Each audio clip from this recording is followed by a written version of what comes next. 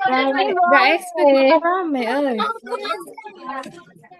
Ada Michael, bentar aku sapa Michael dulu. Michael,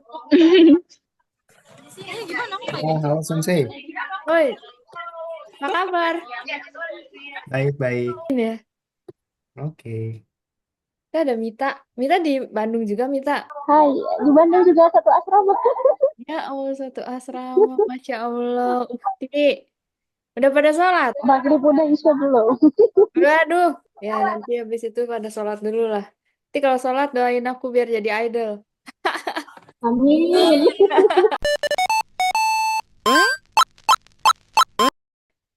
Kalau unsur dikasihnya partikel. Kalau predikat, supaya jadi predikat harus dikasih apa dong? Harus dikasih des sama mas gitu. Jadi kenapa di belakangnya ada desnya? Dari sunades itu menerangkan kalau watashi wa dari sunades. Dari suna itu jadi predikat. Ya, kenapa misalkan asitawa samui des? Samui berubah jadi predikat. Asitawa sikeng des, besok ujian. Ujian berubah jadi predikat. Itu untuk kata benda sama kata sifat. Kalau kata kerja itu dikasihnya mas. Kalian belajar di bab 4 udah masuk ke kata kerja. Jadi sebenarnya kanggae mas itu artinya berpikir. Karena ditambahin mas, dia berubah jadi kata kerja. Kalau masnya dihilangin, dia itu kata benda aslinya. Artinya kanggae pikiran. Kanggae pikiran ditambahin mas jadi berpikir. Terus misalkan nandaro ne. Hataraki. Hataraki itu fungsi atau kerja. Ketika ditambahin mas jadi bekerja. Hataraki mas. Gitu. Jadi kenapa dia berubah jadi kata kerja? Karena ditambahin mas. Misalkan hanasi. Hanasi itu artinya cerita. Ditambahin sama mas. Hanasi mas artinya jadi bercerita. Gitu. Tapi nggak semuanya bisa dikasih kayak gitu. Nggak bisa. Misalkan piring. Piring kan osara. Mentang-mentang ditambahin mas jadi kata kerja. Oh piring. Osara si mas artinya memiringkan. Nggak bisa. Beda. Nggak ada lagi ya. Gitu. Nah, jadinya ada tambahan lagi. Karena dibentuknya predikat itu ditambahin des sama mas, ya. Ketika berubah jadi bentuk negatif, dia itu harus diubah des sama masnya. Kalau di bahasa Indonesia mah gampang. Kalimat negatif tinggal ditambahin tidak sama bukan. Ya, kalau kata benda ditambahin bukan, kalau kata kerja ditambahin tidak. Misalkan, aku perempuan. Itu bentuk positif. Bentuk negatifnya, aku bukan perempuan. Tinggal ditambahin kata bukan. Tapi kalau bahasa Jepang enggak, kita enggak nambahin kata. Kata-katanya enggak ditambahin, tapi diubah. Ya, desnya diubah jadi dewa arimasen. Desnya kalau lampau diubah jadi desta. Kalau negatif lampau diubah jadi dewa arimasen desta. Gitu. Misalkan nih, Mita. Mita itu kan gakusei. Ya, kalau Mita bukan gakusei, bukan siswa, jadinya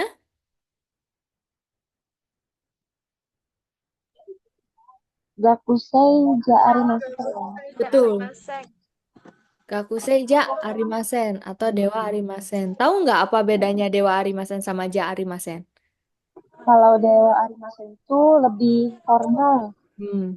Kalau ja arimasen? Lebih formal. Kalau ja Arimasen eh, dipakai kasual juga bisa, tapi iya kasual sih.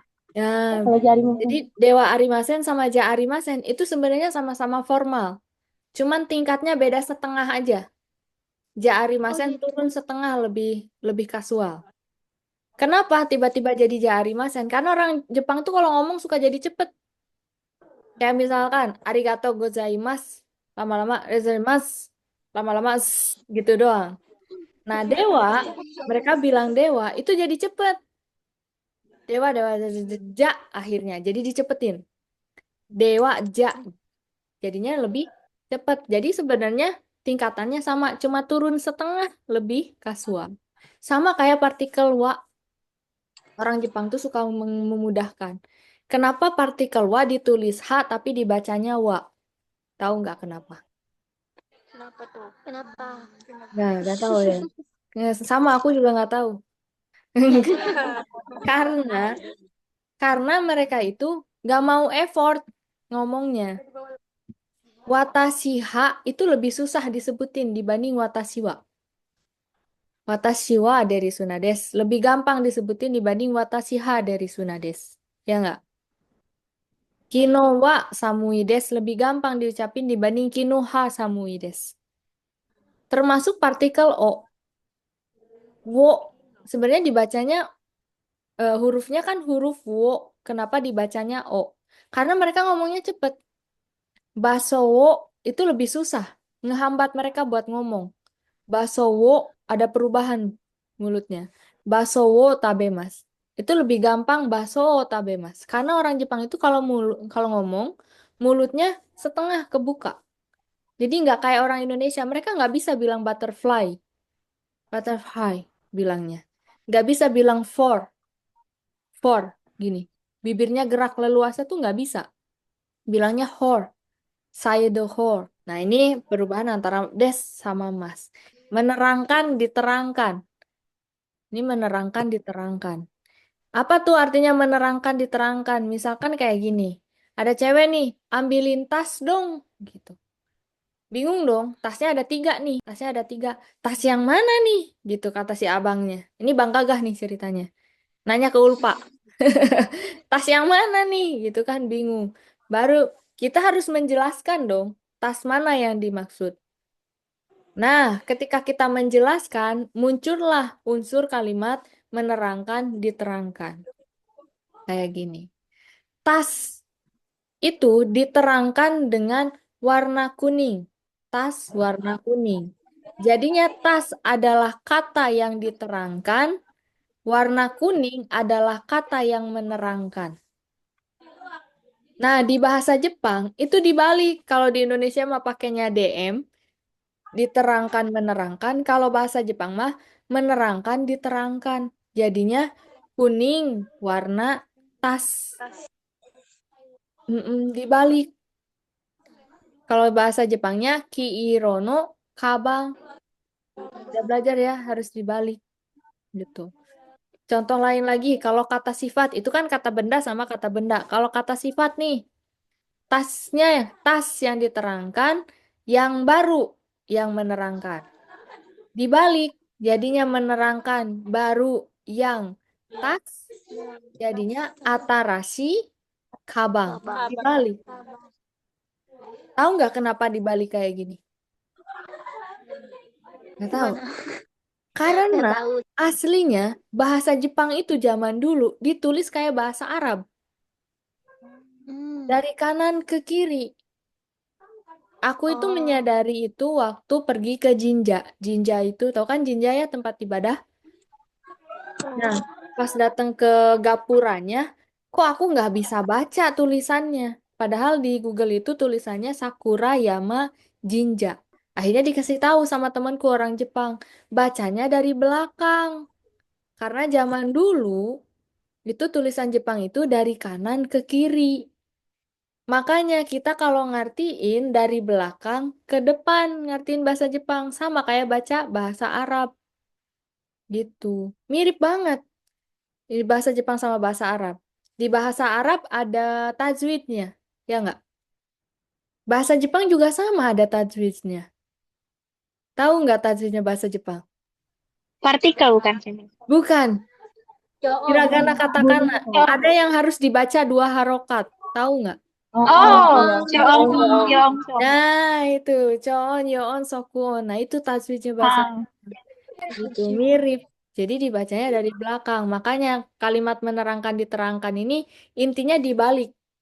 Harus tahu dulu mana yang diterangin, mana yang menerangkan. Ini kata sifat. lanjut ke kata kerja. Ini paling susah. Tanyain Bang Gagah. Misalkan bikin anak kalimat itu dibanding yang lain, materinya gampang apa susah?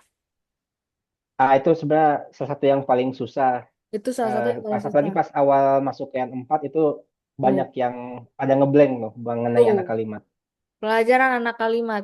Kenapa jadinya susah? Karena nggak belajar tentang materi menerangkan diterangkan ini. Ini kalau kalian udah belajar, insya Allah bakal lebih gampang. Nih, tas yang dibeli kemarin, yang diterangkan yang mana? Tas. Tas. Yang menerangkan yang mana? Dibeli kemarin. Yang dibeli kemarin. Kalau dibalik, jadinya kemarin dibeli Kemarin dibeli yang tas. yang tas. Kalau ada kalimat gini, sepatu yang baru dipakai. Yang diterangkan apa? Enggak, sepatu. Sepatu. Sepatu, betul. Yang baru dipakai jadinya menerangkan. Menerang. Ketika dibalik jadinya yang baru dipakai sepatu. Sepatu. Gitu. Nah, kalau bahasa Jepangnya, kalau yang ini kemarin dibeli yang tas, kino kata kabang. Gitu. Jadi dibalik. Contoh lagi, misalkan mobil yang ayah pakai, yang diterangkan yang mana? Mobil. Mobil Mobil. Yang ayah pakai jadinya menerangkan. menerangkan. Ketika dibalik jadinya Pakai mobil. Yang pintar. Yang dipakai ayah mobil. mobil. Itu nanti tinggal ditranslate ke bahasa Jepang. Kalau kalian udah tahu konsepnya ini. Gampang banget. Ya, yang penting bisa dulu nyari tahu mana kata yang diterangkan, mana yang menerangkan. Kalau mobil baru, yang diterangkan yang mana? Mobil. Mobil. Yang menerangkan Yang baru. baru. Jadi mobil baru. Baru. Dah, pinter bisa. Nah, Lima nanti anak kalimat gak usah bingung-bingung kata Bang Gagah gak bakal kalian ngeblank. Yang penting ingat. amin. Nanti kalau ngeblank lagi, tinggal tonton videonya. Cari nanti video di YouTube yang ada ulpanya yang mana. Oh, itu yang ada ulpanya tuh, materi yang harus aku baca. Gitu. Ini bunponya bahasa Jepang. Udah selesai. Kayak gitu. Arigato. Nah, sampai sini ada yang mau ditanyain dulu nggak? Nggak berasa. Seneng banget belajar sama senpai. Masa? Masuk langsung masuk. Iya. Iya benar. Kayak lihat di TikTok juga gitu senpai. Gitu. Michael gimana? Aku sebenarnya masih bingung sih kayak Apa? susunannya itu misalkan kalau misalkan di Indo kan Nah, eh aku tuh bingungnya ini sih kayak keterangan di kalimat itu keterangan waktu dulu kah, habis itu bisa kata kerja, habis itu lanjut lagi kata subjek atau objeknya atau gimana gitu. Jadi kayak Oh, boleh dibolak-balik. itu kan, Depannya tapi kalau boleh. misalkan di kalimat kalimat ujian sensei itu gimana sensei? Nah, kalau di kalimat ujian, yang paten biasanya itu SKOP. Ingat-ingat. SKOP. Subjek, keterangan, objek, predikat. Itu kalau di ujian. Itu paten. SKOP. Skop. Ingat-ingat. Skop. Kini ku sadar kopsek cintaku. Itu kalau yang paten. Tapi kalau dalam kaiwa, wah bolak-balik gak apa-apa banget.